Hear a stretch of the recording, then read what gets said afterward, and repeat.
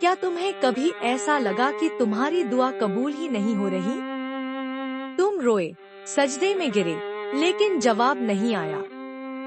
تو یاد رکھنا، اللہ دیر کرتا ہے، انکار نہیں کرتا، وہ سن رہا ہوتا ہے، لیکن صحیح وقت کا انتظار کر رہا ہوتا ہے، کیونکہ جو چیز جلدی مل جائے وہ اکثر برکت سے خالی ہوتی ہے۔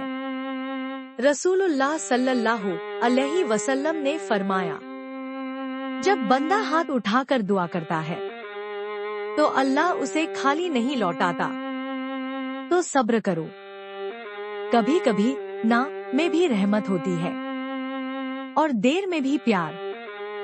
اللہ ہماری ہر دعا کو اپنے حکمت سے قبول فرما اور ہمیں صبر اور یقین کی توفیق دے، آمین۔